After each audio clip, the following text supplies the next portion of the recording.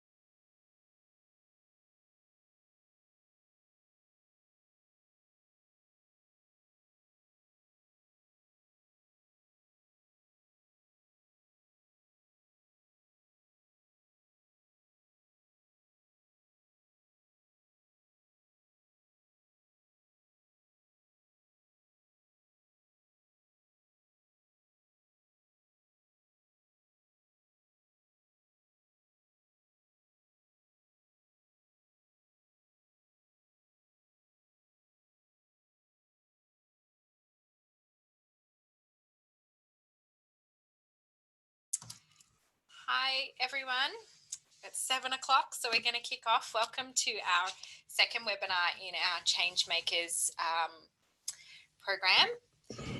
This webinar is around schools and food, and it'll have case studies and some ideas on how you overcome common barriers and resistance. We're Parents Voice. We're an online network of parents who work to improve food and physical activity environments for kids.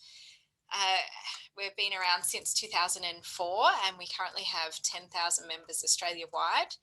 And financially, we're supported by Diabetes Victoria, Vic Health and YMCA Victoria, and have a steering committee that is made up of people from Deakin University, Cancer Council Australia, and as well as our other funding partners.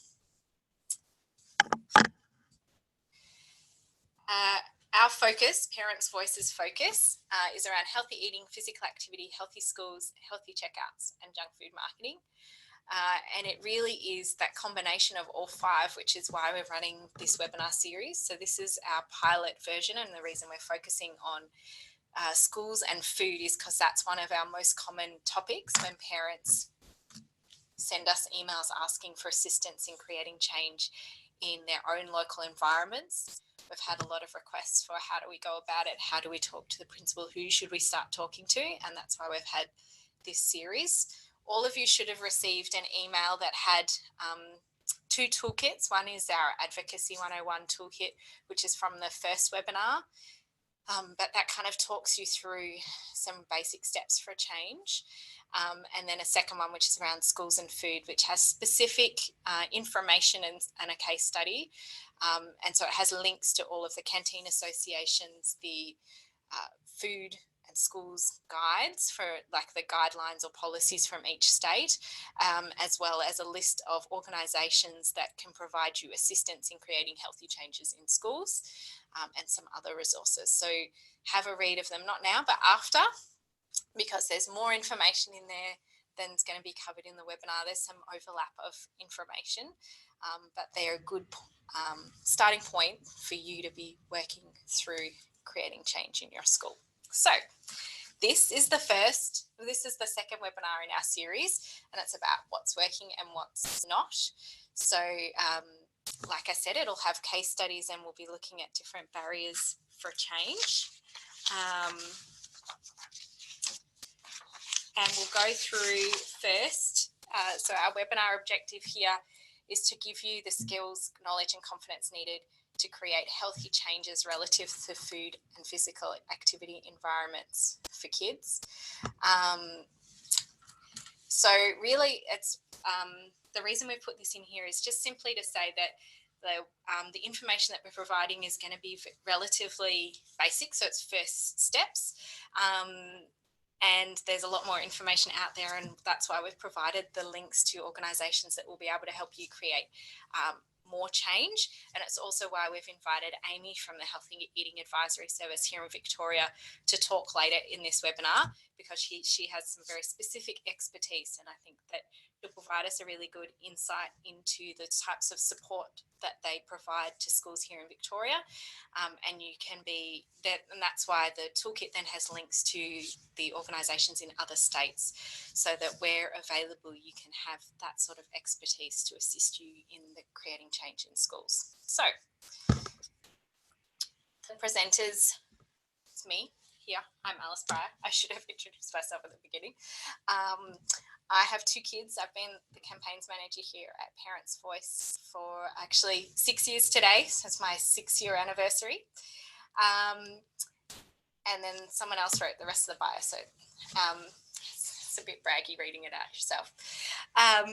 And really the reason I'm here, and the reason I feel for all of you, because I have the exact same problems. So despite doing this role, it's really, really hard to step into a school, an environment where you're seen in a different light, that you're there as you're part of the community, and it's really hard to try and create change of any type.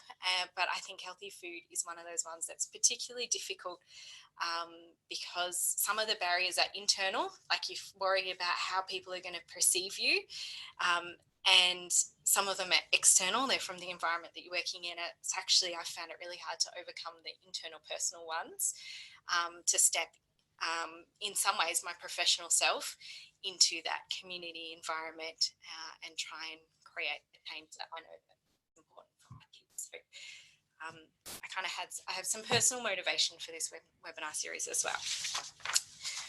So we also have Amy. Maybe she can stick her head in for a second. She'll. Yeah, so you'll hear more from me in a little bit, but just to give you a background. So as Alice mentioned, I work on the Healthy Eating Advisory Service project, but I'm the Schools and Early Years expert at Nutrition Australia Victoria. With that, I've worked for almost 12 years in the early years sector myself prior to moving into health promotion. I'm also a dietitian and a qualified public health nutritionist. I love to cook, which is pretty typical of people that work with food, but I think it's really important. And I am a proud new auntie, so I think definitely there's a little bit more a personal relationship with this conversation and working with schools, because I have a vested interest. I have a little niece that will be going to school in a few years to come, so definitely it's a personal and professional connection I have. Absolutely. That's one of my recommendations. If you like food, work with nutritionists and dietitians, because they like to cook things and bring them into the office. So that's my tip. It's probably not the tip of the evening, because the whole point is to provide you other tips, but definitely my tip for life. So I'm going to start with a really quick overview of some of the key things from webinar 1, because there's about half of you who are online tonight who weren't able to attend the first webinar. And I will send out a link to everyone who registered for tonight. So I'll send you a link to the recording for the first webinar and to this one in a couple of days when I've edited it. So I thought we'll just start with a quick overview, and then we'll go into some of the key barriers. I'll cover some, and Amy will cover some others from the Healthy Eating Advisory Services perspective. Okay, so the seven key steps to creating change, and this is something that we developed for our first webinar, and it's got a strong basis in evidence around how you create change. So the first step is to understand your environment. So that's understanding your local school environment, but also having an understanding of the school canteen guidelines, what the school has tried before, and what's working in other schools in other settings. Creating your network and developing and maintaining influential relationships interlinked. So the first one really is about kind of finding your parent tribe. So having conversations in the schoolyard, connecting with people, and kind of developing a network of people who feel the same as you, because some of that's personal bolstering, and some of that's about creating the change. If you've got more people in a school environment who want this, you're going to be much more likely to be successful. And the second one is about developing relationships with people who have the capacity to help you create that change from a decision-making perspective, or potentially the canteen manager or something similar. So people who really have some hands-on connections to the change you're trying to create. Step 4 is about making an action plan. So really just being strategic and thinking about the steps, the things that you want to create, the change you want to create, and the steps that you need to take in order to get there. Step 5, be opportunistic. And I think this is actually one of the really key ones, because there are so many things that can occur, like opportunities that can occur that will just come out potentially out of nowhere, and you need to seize them. Because, for instance, it could be that there's a healthy fundraising company that you always work with, and then one year it's not organised, or you can't do it, or there's a reason why there's no connection there, and so there's an opportunity to step in and make another suggestion. Oh, well, if we're not doing anything, maybe we can run the mango drive or something similar. One of the ones that I feel is a really common thread through a lot of the case studies is when there's a changeover of the canteen manager. A lot of people have seized that as an opportunity, and I think that's simply because then the canteen manager is coming into your environment. So the new one is coming into your school rather than it being about you being a parent stepping into an existing canteen manager's environment. It's an opportunity for the school to kind of to take stock and to create a different model for the canteen and how they want it to run. Step 6 is really kind of a big part of what we're doing tonight. So show how it can be done. So we're going to show you some case studies that can kind of help you overcome the common objections that you might get. And step 7 is why we're doing this one. Prepare for resistance, prepare for common types of objections and barriers that you might get. And we're going to show you some of our ideas for how you might be able to counter them. Okay, so first, to kind of kick us off, we want to just quickly say that one of the really most important things is to think about it as a whole school. So the change that you're trying to create, although you might be focused on a particular thing like the canteen, and that's a common one, or might be that you don't want to do the chocolate box drive anymore or something like that. There's often some really key irritants for parents that kind of highlight the unhealthy food culture of the school. But what's really important is that you look at it as a whole school, and you talk to the principals or the structure, the leadership structure of the school about how you want it to be embedded across the school. And that's not going to happen right away. And in fact, the case study that's featured in our toolkit, it's taken her 5 years to kind of be working towards a point where the school is actually really taking it on board and is really kind of embracing it across the school. But it's really, really key. And the whole school approach has these 6 key quadrants. So leadership and commitment, healthy physical environment, healthy culture, student, teacher and learning, teaching and learning, supported staff, families and community partnerships. And so it's kind of, you can see how all of these things can feed into developing a healthy school, and about how all of these things can help you, a kind of key quadrants where you can be creating healthy food change. And it also kind of, so this is a Victorian perspective, but there are similar ones in other states. And you can see how we've got these guiding documents around the outside, and they also provide a really good kicking off point for you to have conversations with the leadership at the school. So Victorian Public Health and Wellbeing Plan and Outcomes Framework like this here, talking about, you can talk about how the canteen or the fundraising or something doesn't really represent the way that a school should be operating. And it can help you guide your work and help ensure that schools adopt a comprehensive approach to healthy environments for learning and schools. And these are some really key areas to target when you're trying to create some change in your school: healthy eating policy, your food services provider, fundraising events and foods as rewards. So this is just kind of some kind of key ideas about where you might want to start, and some background information. So the reason we're here tonight, common barriers. These are the kind of the key ones we're going to cover tonight. So I'll be talking about the kind of really 3 key ones that come up often from conversations with other parents. And I thought that that's really where our expertise lies. What are parents thinking, and how do we create change? So kids won't eat healthy food, the canteen needs to make money, and what's really wrong with the occasional treat. And that one's often, I feel, that perception of being the fun police, whether internal or external, is really related to that third one.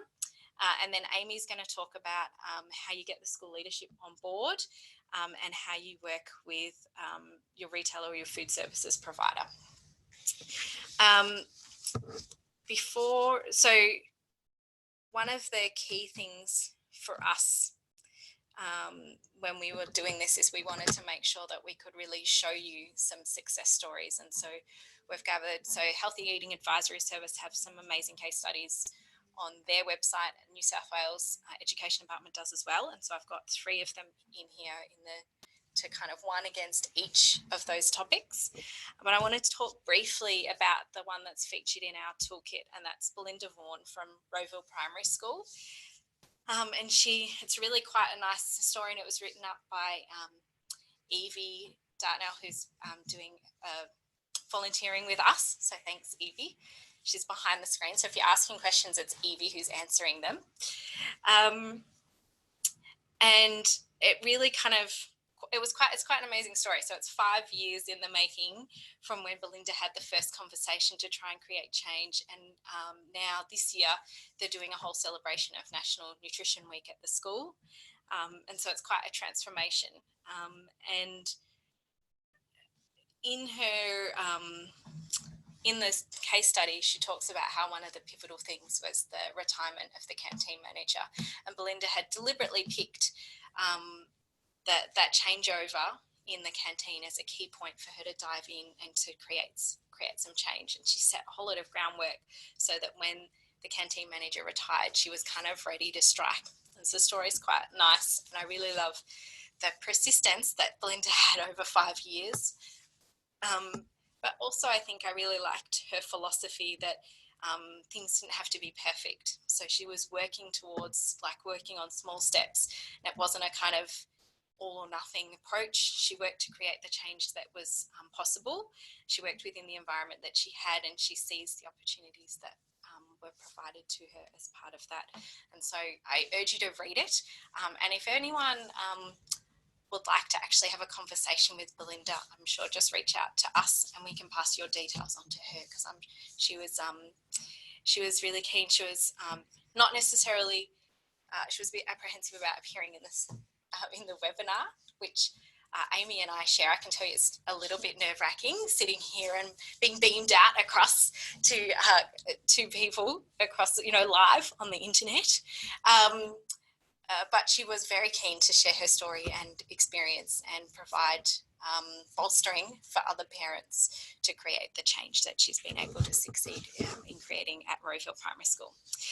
In the toolkit, we also go through some 5 kind of basic ideas on how you might overcome barriers as you get to them.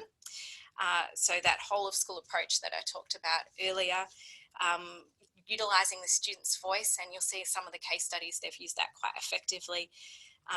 Doing some fundraising for equipment in the canteen. So that's one of the things. Often the canteen doesn't have the equipment required. So they have the deep fryer, but not much else.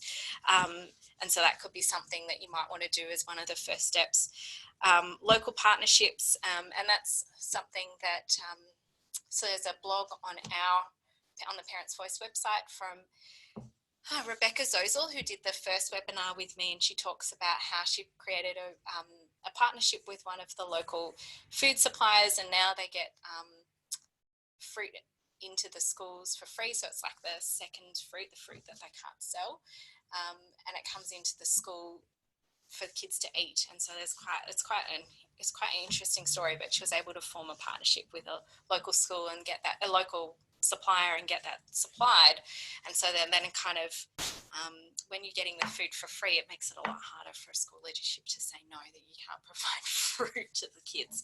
And then the 5th one is one of the reasons why Stephanie Alexander Kitchen Garden Foundation exists, which is kids really love digging and growing things, and there's a whole lot of research that shows that if kids are involved in the growing and the preparing of the food, then they're much more likely to try it. And so that the Stephanie Alexander Kitchen Garden Foundation, we would highly recommend working with them, and there's some information in our toolkit, a link to them. But even if you did it on a small scale in your school, it can be an easier first step sometimes for some schools than a complete change of a canteen. Okay, so the first one, kids won't eat healthy food.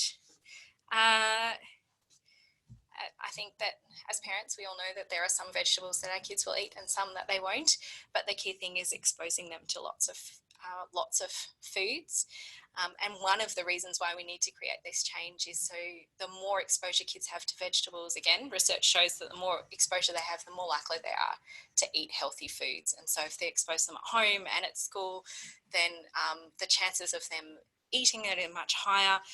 And there's also a whole lot of fun things you can do and lots of ideas. And so this is a great little video. So we're just going to play this case study from Heversham Primary School up in New South Wales. And yeah, the kids have had a lot of fun with this food.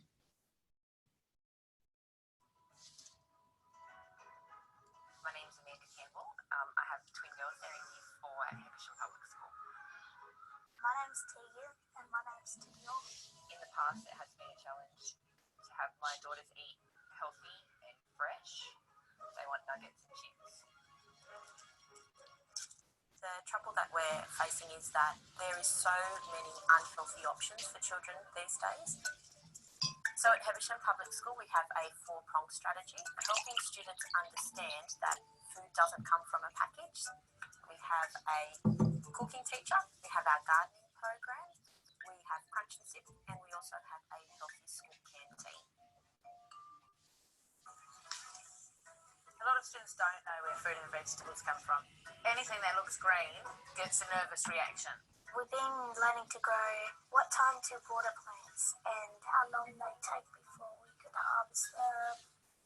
Each week they come for half an hour to do various things from planting seeds to watering.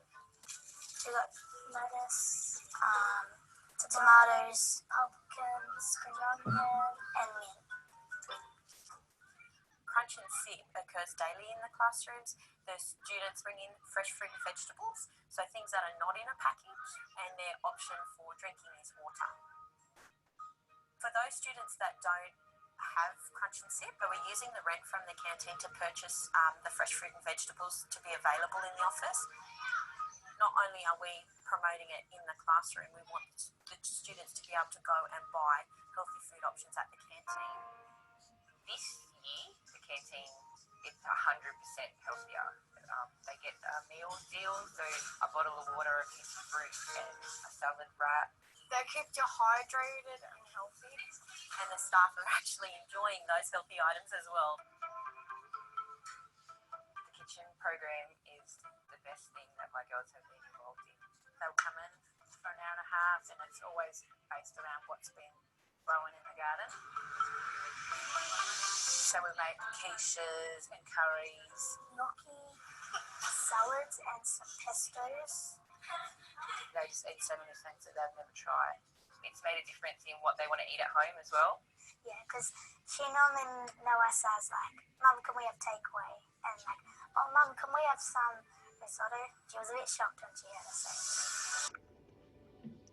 Stuff that I never thought I would get them to eat. My favourite food is now quiches and gnocchis that are fresh, that are homemade. They can make a simple meal at home on their own, always healthy. I would have loved to have a program like this when I was at school. It's always a good time to eat food so your brain doesn't get empty when you start working. It's really nice to see food that hasn't come in a package that you think, oh, what is that?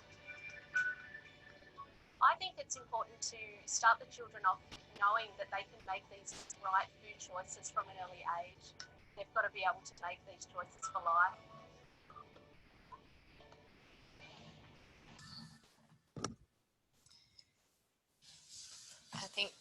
I mean, you can see how powerful the kids are. I mean, they're just so heartwarming. But if you've got kids talking to their teachers about how they want to eat risotto and gnocchi, it's really hard to justify continuing to serve nuggets in the canteen.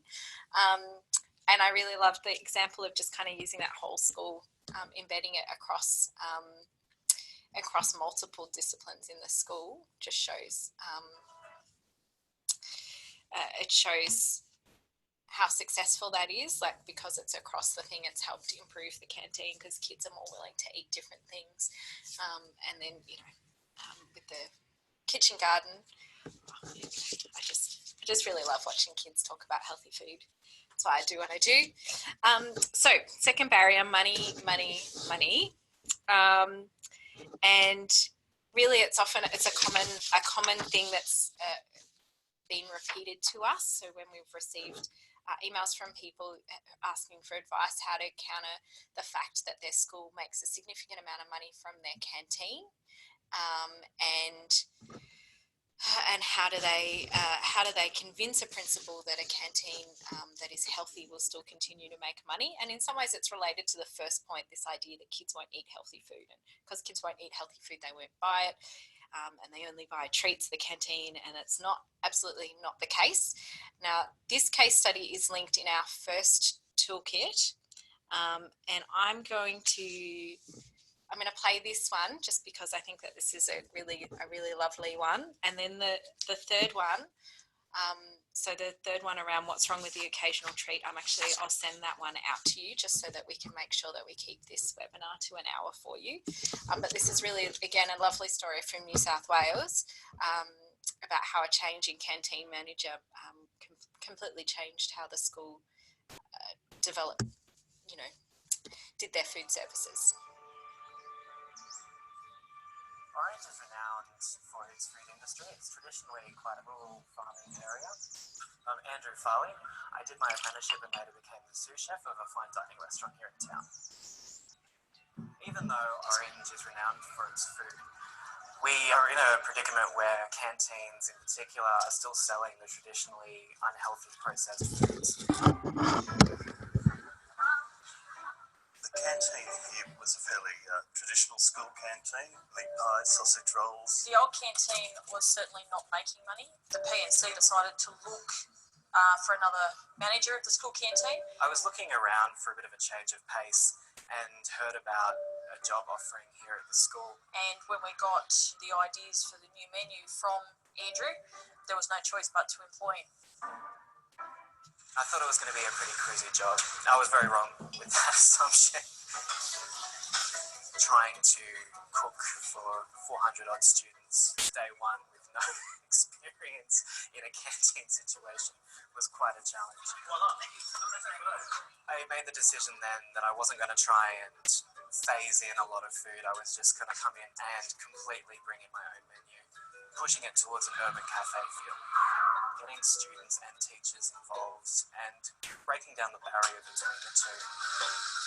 The biggest changes I've made to the menu are taking away a lot of the sausage rolls and pies and bringing in healthier alternatives, focusing more on whole ingredients as opposed to processed foods, making a lot of fresh stuff ourselves. I really do look for local produce where I can, fruit fresh every week from a local orchard. One of the first weeks I was here, I was told that I would never sell any fruit at all, and I couldn't even give it away.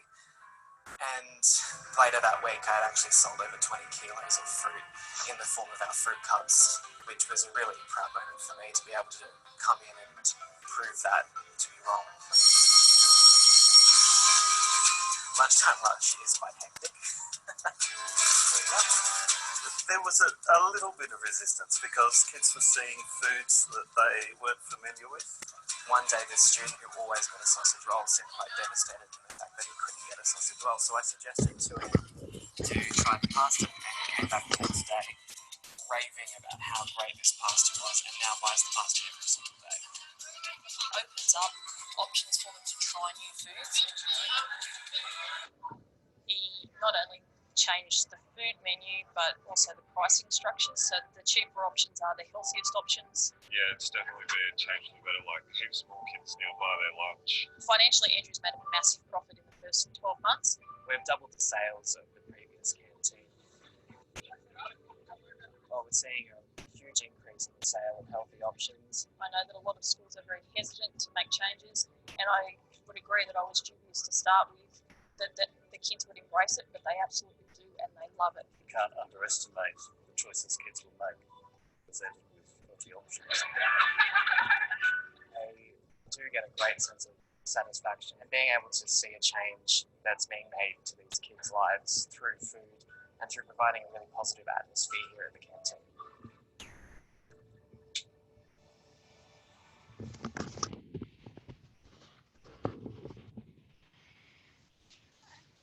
Sorry if some of you had trouble hearing the video. I'll make sure that the links to all three of them are sent out to you after this webinar when we send out the recording, so that you're able to view them in your own time as well. I really loved that one. Simply, I know it's focused on a high school, and it's a bigger proportion of you probably have primary school age children. I just loved the fact that they were making twice as much, or was taking twice as much more income with the new canteen, and just that idea that the skepticism from kids and from the leadership that it wasn't going to work, that kids weren't going to eat healthy food, and the kids completely proved them wrong there. So this one I'll just briefly talk to. So what's wrong with the occasional treat, also known as don't be the fun police? And really the key one here, and it's something that both the next video but also the first one shows, is that kids are getting treats pretty much everywhere they go. I don't know about other people's children, but my children seem to be offered lollies and chocolates in almost all settings that they exist in. And so it's not just about the canteen or the school environment providing something that's a treat, and so the rest of their life is healthy. The problem is that everything is providing unhealthy foods, and that schools should be supporting healthy choices rather than doing the opposite. And they're kind of doing it in an environment where everything else is also driving the school unhealthy choices. And so people talk about it as being like it would then be, like what's wrong with the treat at school, and the problem is the treats are everywhere, and that schools shouldn't be doing that. They should be providing a healthy environment. They shouldn't be compounding the problem. And in addition to that, and that was something that's also in the case study, which I'll send the video around, is the point that kids who eat healthier food and less saturated fat and high sugar foods perform better at school. So they behaved better, they do better in classroom, they're more willing to learn. And so if we just completely take that the core business of a school is to educate children, healthy food, healthy diets support that, and that's why it's really important. So that's kind of my spiel about what you should be saying to people when they present this as a barrier towards you. In the first toolkit, the advocacy toolkit, there's a specific response that's kind of along the lines of what I just said. So you can memorize it if you want, if you're anticipating that resistance, or you can just have a casual conversation with parents about, well, what situations are your kids provided unhealthy foods? Is it just at school? Is it also at the basketball stadium and down at Auskick? Or it's everywhere. So the school needs to be supporting those healthy choices. The video is really cute. The kids are really quite lovely, and it was the only one from Victoria, so I'm sure that Amy's disappointed because this is one from Heath. But I will send that link around and you'll be able to watch it in your own time, and it's well worth the 3 minutes. So now I'm going to hand over to Amy. So we're going to switch seats here, and she's going to take us through those key barriers and the work that Heath do in this space. So I hand over to Amy. Thank you.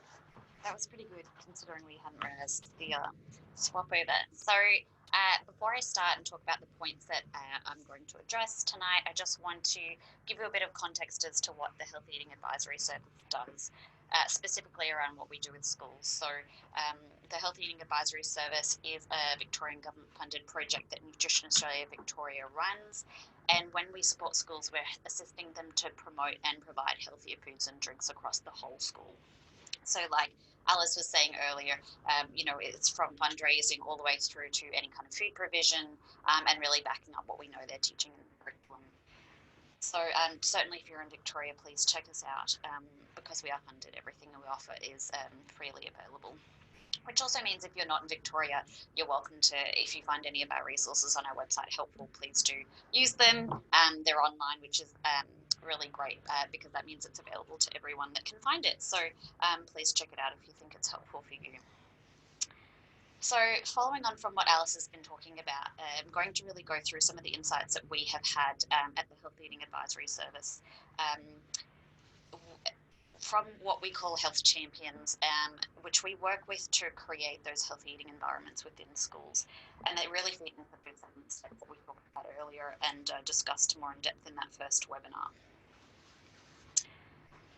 And I'd also like to preface that making healthy eating changes in schools can be a challenge, which I think we all know, but it's always really good to just remind ourselves. It is a really challenging setting and topic to work with. And certainly, like has already been said, it can take schools years to make, really big progress. And small steps are really great to, celebrate and make sure that you don't kind of lose sight of what is great, and don't let those challenges deter you too much either. So over the many years that the Health Eating Advisory Service has worked with what we call health champions, we've really identified the main challenges they face when making health eating changes within the school environment, and you can see them here. So getting leadership support, not surprising, and also working with the canteen or food service provider and getting them on board. And when we talk about health champions, we're referring to kind of anyone that's really passionate and invested in making health eating changes within the school. So whether that be a health professional, a parent, a teacher, anyone in that community that's working towards positive change is what we call a health champion. So please call yourself a health champion if you're out there doing that good work. You deserve to be called a champion. And of course, along with that, we know that the community is really important to be involved with making changes, and again, that whole of school approach, making sure that everyone in that community is involved is really important to get success and to make sure that success is embedded, which you want. You don't want to make changes and then see that once you leave, they no longer exist. You want to make sure that they continue and are embedded.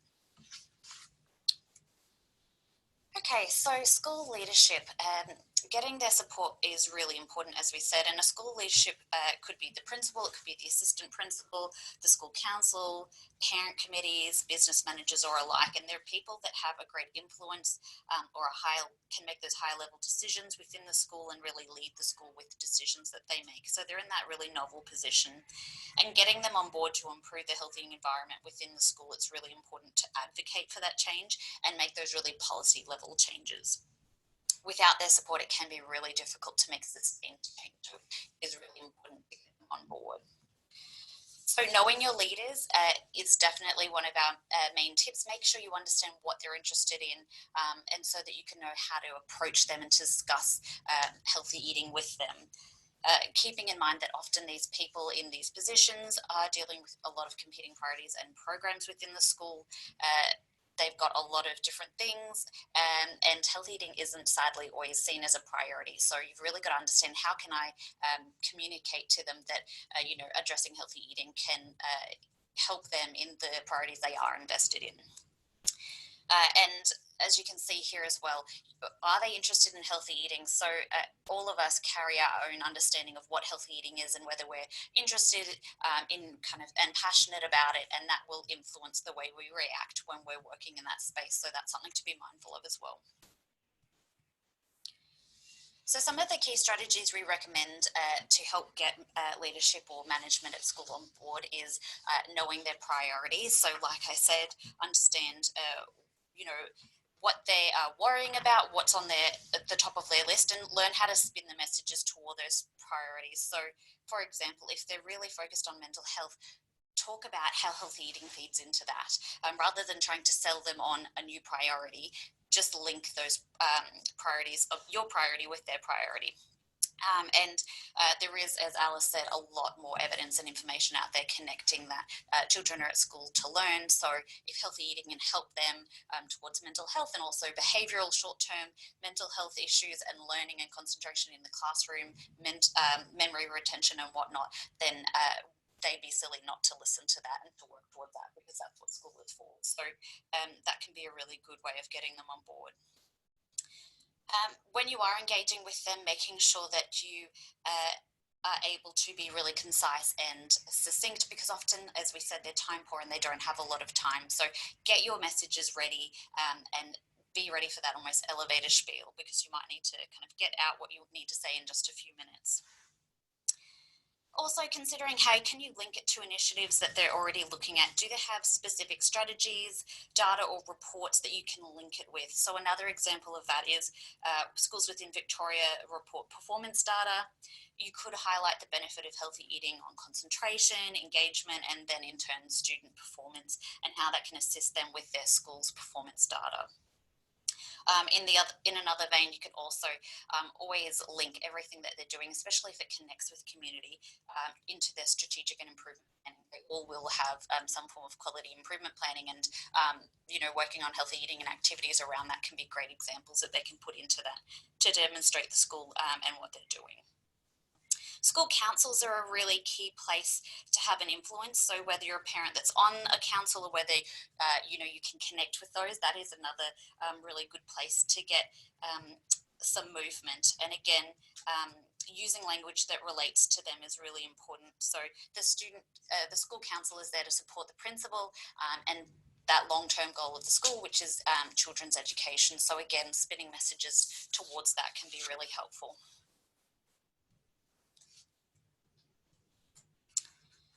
Okay, so if you are struggling to get support from a management or leadership within the school, you could look at doing a bit of a baseline assessment, assessing where the school is at and just assessing what areas might need improvement. You might find that you're doing great, and so a selling point could be we've only got these few little areas, and then, we tick a lot of boxes, and so that can be really great motivation. Or the flip side of that, we've got a lot of spaces to work on, so let's just pick a couple small little bites that we can start working on. So getting a good picture of what is going on is a great way of getting started and getting attention from management if you're struggling to do that. So once you know where you stand, like I said, you can work on piloting little small trials is often what we propose. So you can see there the example of a trial over 2 weeks. Often it has minimal risk, and so if they're a bit nervous about making changes, it can be a good way of getting them on board and being okay with trying a few new things without committing to a lot of big changes that they might not be as confident with. And after those small changes, you can get really valuable data that can help you to develop that trust with them, let them see that the risk, could be worth it, or if it doesn't work out, then, you haven't had any major losses, and so you can keep moving from there. Make sure that you ensure you offer support for action. So it's really important, again, because leadership doesn't have a lot of time, that you're not just going to them with a problem and not offering to be a part of that solution or suggesting how different people amongst the school could be a part of the solution. That doesn't mean you have to have all the answers, but certainly highlighting to them that you're not going to them with a problem that you expect them to be able to solve is also something to be mindful of and to be able to get them on board. And so providing examples, like we've seen a couple of case studies, and there's many others on, as Alice said, the New South Wales website and also our website, case studies that can help them to see what other schools have done, and that might motivate them to consider making some changes. Okay, so when we're looking and thinking about the canteen or food service providers, they have a little bit more, a little bit of a different point of view.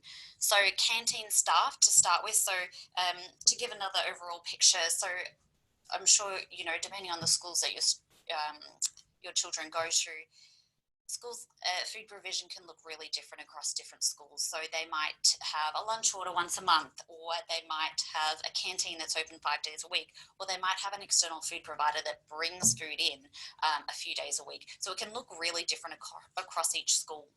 So I'm going to just break it down and look at two of the main staff that would work within food provision, so the canteen staff, and then we'll talk about the food service providers.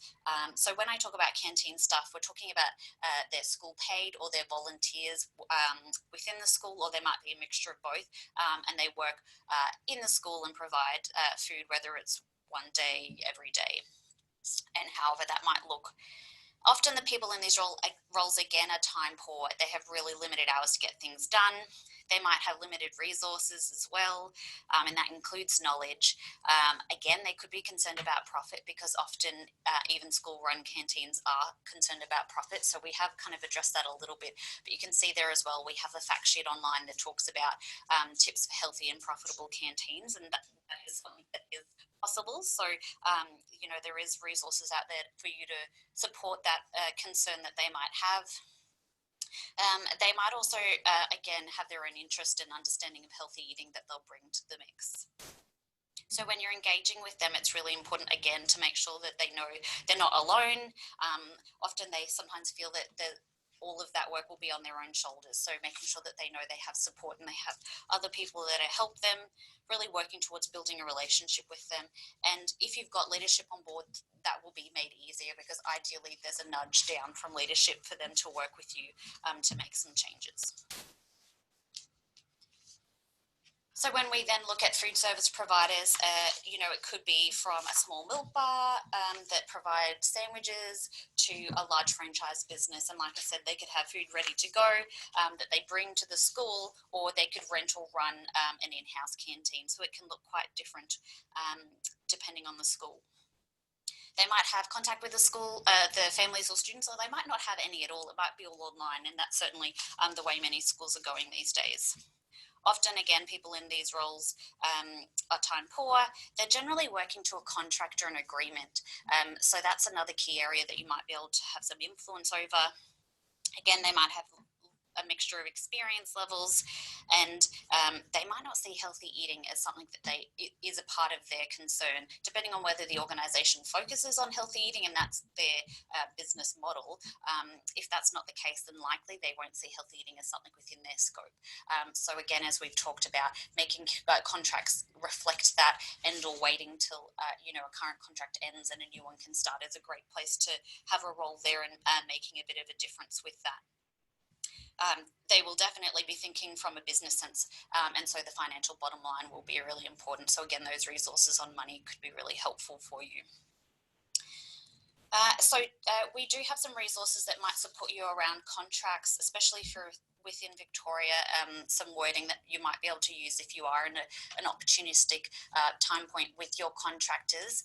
So definitely check those out, and you can get some support on sometimes some type of wording or agreements that you might be able to consider putting into contracts with them. And certainly, consider the idea of having compliant measures as well. It's all good and great to have a contract, but if there's no way of keeping people accountable to that contract, then, it's not as strong. So definitely considering whether you want to have some incentives or disincentives to get things kind of moving through and everyone getting on board with it. So this is just kind of, I guess, some main points. We've talked through most of these, but you can certainly reflect on these and use it as almost a checklist of identifying what areas have I considered if I'm going to be working with canteen or food service providers, and what areas have I maybe not considered yet, and the gaps that I maybe need to think about a little bit more. So I'll leave that for you to kind of go through in your own time, but there are some good points to consider when you're thinking of working with those stakeholders. Okay, so before I kind of wrap up a little bit, I just want to show you some examples of when we say you can make small changes, you don't have to change overnight. What does that actually mean? So some examples, and we've certainly got a lot more resources on this online, and this is a very quick whirlwind of what you might be able to do. But again, like I said, resistance is often when people think they need to make the changes overnight. It's going to be a drastic change. No one likes change, and it can be quite scary for a lot of people. So really painting them a picture of, let's just focus on a few little small changes that can have a really big impact. So there's some great examples here. Reducing portion sizes. You're not even changing anything on the menu, just the size of what you're offering. Ingredients like changing butter for oil, for example. Cooking methods is a simple one. As we mentioned before, as long as they have the equipment, you can change from frying to cooking things in the oven, for example. Removing items, which might sound scary, but often, canteens might have 10 varieties of chips or 5 different chocolate bars that they might have on sale. And so it's around going, well, what's your least best seller? And maybe let's just take that one off. So you're reducing the variety. Replacing items, so that's around maybe you can find a healthier juice to stock in place of other ones that might have more added sugar. And then introducing new items. And when introducing new items, it's really key for success to make sure that you're involving the students and the teachers and the families as you can. So we've got, again, fact sheets on our website that talk about how can we get the students involved with a healthy canteen and how that links up with the curriculum. It's not extra work for the teachers. It can be a part of what they're already doing. So more case studies, everyone has case studies, but as I said, it's a really great way of demonstrating what success is and giving them someone else's words to hear. you know, you might feel that you need backup, and so they don't feel like it's just you that's trying to sell them this message, and it certainly isn't just you. So other than finding parents and other health champions within your community to help with that work, certainly you can use case studies as that kind of backup as well. Look what, you know, Redcliffe's Bakery has done. They've done some great work, and so can you. So again, I'll just kind of leave that one for you to look at. But overarchingly, there are examples of people working within a canteen. This is an example of a local bakery that worked with a number of schools. So often we get people saying, well, it's just a local shop. They work with the whole community. Why would they reformulate recipes? We have examples of that happening, and with support, how that can happen. So hopefully almost every example that you might think of, or challenges you might come across, there are case studies out there that will support the changes and how they're possible. And just to finish up, we've touched on this already, but I'd just like to highlight, and this information again is in that toolbox that you, toolkit, sorry, that you have, but across Australia there are various different canteen policies. They're all based off the Australian Dietary Guidelines and evidence-based, but they're all slightly tailored to the states. And so you can see there the list of the policy or guidelines that relate to each state across Australia. And I guess what this highlights is, you know, you can go out there and find out more information about what's relating to the state you're in particular, and you don't have to do it alone. Along with the guidelines, there's support programs. So again, that's in your toolkit, and I've just listed a couple of the key ones here. So there's a few Victorian-centric ones. Apologies for those not in Victoria, but Stephanie Alexander Kitchen Garden Foundation, we've mentioned, is a great resource there as well. I also will do a quick plug. The Achievement Program does have a comp going on at the moment, so anyone with schools in Victoria, please check out their website to see their comp. They're giving away a $500 health resource prize packs up until the 18th of October. So if you're listening to this before then, check it out on their news page on their website. And I will just quickly end with, again, the Health Eating Advisory Service does have some great resources. So if you are in Victoria, please, you can contact us. We have an info line and an email line, and you can see all of our socials there. You can follow us. If you're not in Victoria, please feel free to check out our resources on our website. They're all very applicable across states, you know, minus the reference to some of the policy. So please, if you think it'll be helpful, we'd love for you to use them. And that's me. So I think I'll scoot over. Move in. Okay, so, and I realise as we get to this slide that I neglected to say, please ask your questions as you go. But some of you were in on webinar 1 and asked questions anyway, so because you knew the gist of how we were going to run it. And I thought it was a great opportunity with Amy here. Thank you for all your information, because they assist schools all the time to create this change, rather than our work, which is about trying to help parents create this change. So you do it every day with the canteens and other settings as well, right? So yeah, if you're a sporting club or all sorts of environments and you're in Victoria, you can contact Healthy Eating Advisory Service. Okay, so the first question comes from Diana, and she's asked, how can we respond, or how can we help her respond to issues that are raised in her school about a food equity issue? And so the point being, school doesn't want to introduce healthy options because it shames poorer kids whose parents don't have either the education or understanding or money or time to prepare healthy options for their kids. And so that was a reason why the school wasn't introducing healthy options, because they felt that it would potentially shame families who send kids with healthy food. We're both like, yeah, how do we start with that? I think from my perspective, perhaps then the first step could be the school could run an information session about healthy food and why packing healthy food in lunch boxes were important, or send some flyers home, or they could start kind of saying, if this is the key issue, like we can't provide healthy food at school because they don't have healthy food at home, we could help that. Or you can have you could show them that first video that I played, the first case study, which showed that family, the mother admitting that her kids just like to eat nuggets and chips, and how the fact that they're eating healthier food at home has changed what they're eating at home, and it hasn't come from her, it's come from the kids. And sometimes that's what you need to change a home environment.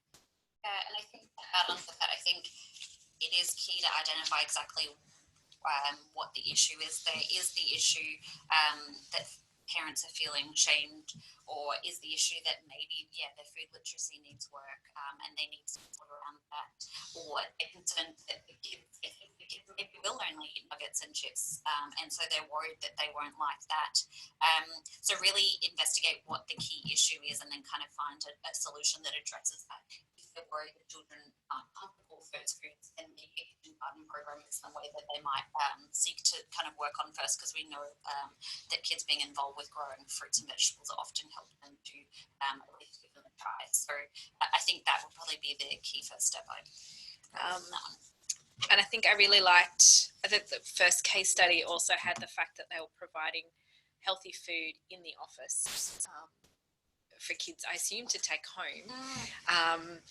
And so if there's an equity issue and you've got key families that can't afford healthy food, the school knows that, then perhaps maybe they should be working with local providers. I don't know. I feel like we're creating more work for you, Diana. But no, and there are programs out there that do that.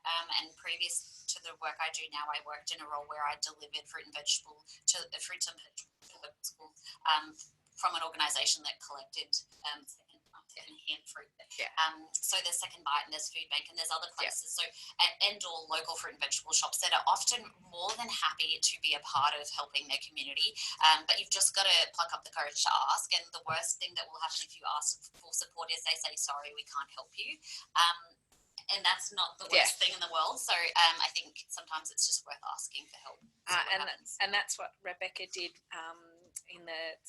that's a blog on our website, and I'll include that link when I send out the recording, and talks about healthy food and providing fruit in the school, and that's quite a success story, and there's no one buys it, so there's kind of it addresses some of the equity issues there too. This question is the second question here from Diana. Is there any specific success stories from tiny schools? Do you have any, Amy? I would say yes. Off the top of my head, I couldn't list an exact one, but definitely check out the Healthy Eating Advisory Service website and look at the case studies there. We often list the number of students in the case studies of the schools we feature. And if not, contact us and we will guide you or give you just some verbal, we often have verbal stories, and I'm sure you have the same, that we might not have had the time to write a case study about, but we can share their learnings with you. So I'm happy for that to happen as well. This question comes from Kristen. Have you found, and this is a question for you, Amy, have you found primary schools are easier to change than high schools? Yes. Short answer, yes. Long answer, slightly longer answer because we're running out of time. I guess the dynamics are a little bit different across primary and secondary schools. And also often children are coming from, say, a kindergarten or a preschool or whatever, prep, whatever you call it, before school. And often those environments are more likely to have maybe some healthy eating programs in those spaces. Maybe not. And so often they kind of transition into primary school, but then that transition from primary to high school isn't as closely linked. So I think that is part of it. There's lots of reasons, but unfortunately it is, sorry, there's another question being written out here. And so we'll address that one, Evie, if you've got it there. So the question is specifically, and this kind of applies across the country really, is this Victorian canteen policy a policy, as in is it mandatory for government schools, or is it just a guideline? My understanding is it's just a guideline. Yes, so I'll scroll back to this page just to give you a visual. So as you can see, across Australia, and as I said, there's different policies. And so in some states, they are mandated. An example of that is Western Australia. And they have a system where they can go out and they monitor compliance and whatnot. That's fantastic. But every state kind of, I guess, has their own limitations with that. So many of the states, they are encouraged guidelines, but they're not mandated, and that is the case for Victoria at this stage. You know, that isn't to say in the future that we might have some mandated a mandated push behind it, but at this stage it is just encouraged. And so Parents Voice did some work on this a couple of years ago, and we continue to do advocacy behind the scenes in meeting with government MPs and also members of parliament and ministers and parts of educational health departments. We did some work, research that showed that in WA, where it's mandatory, and it's been mandatory for quite a while now, and there's a compliance system and things, they have a significantly higher proportion, not surprisingly, of schools that are compliant with that policy, whereas Victoria at the time was sitting at about 17% compliance. Now, there's been a lot of work that's been done across various states since then, and we haven't had a chance to renew that research, but we are advocating for it on behalf of all of you, to ministers, unfortunately not with a huge amount of success, but I feel like that there are things that are changing. There's a greater understanding about how healthy foods in schools impact on all sorts of things, and that schools need to be healthy environments just like the rest of our environments need to be. And yes, so we're working on that, and we're thinking about what we're doing for next year, and there'll be a survey out to parents about the topics and things that we should be focusing on. So if you're really keen for us to keep this push to make these policies rather than guidelines, then you need to write that in the survey when we send it around, and then we can start a campaign, and you can get involved with that. In the meantime, though, if you're really keen, drop me an email, and I can direct you in provide the right information, so that if you wanted to have a meeting with your local MP, then I could provide you the resources to do that.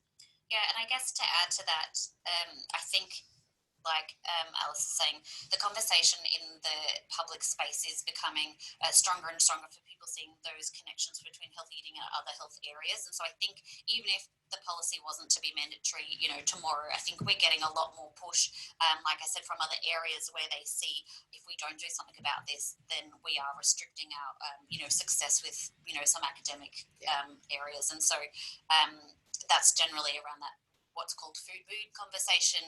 You may have heard of that terminology before. So again, if you're wanting to learn more about that research, we have recently developed a fact sheet that's on our website about that connection between healthy eating, mental health, mood, and learning outcomes, and how they're so strongly linked, and there's so much evidence behind it. So, and I know that some of you were asking when Amy was talking before about that, asking where those resources were. Again, I'll provide those links when I send out the recording, so that you don't have to go searching for them. In the meantime, though, the Healthy Eating Advisory Service and the information on their website will all be evidence-based, and a good point to start instead of randomly Googling. Although you could try that and see how you go. But that's why we've put together all this information together, because then you've got it all in one place. And obviously there will be, we've reached kind of the end. If there are other questions, then feel free to email them through, or Evie will have recorded them from the chat, and we can address them via our Parents Voice Active Facebook group, and I'll send that link as with the recording. And so thank you very much for participating tonight. We were a smaller group than last time, and I think I want to thank people from other states who are on school holidays, and parents from Victoria who are struggling with bedtimes and daylight savings changeovers, South Australia as well. So it's not the best week to have held it from a parent perspective, but we hope those of you who have made the time to be with us live today, that it's been worth your time, and those who view the recording afterwards also find it valuable. We're going to finish up now, but the webinar, when you close the screen, the feedback form should automatically load. It'll take you less than 5 minutes. We'd really appreciate it if you did that tonight and you told us about the things that we missed, the information that wasn't here, or the things that you really liked that you think went well, because that will make sure that the next sessions are even better. Thank you all. See you.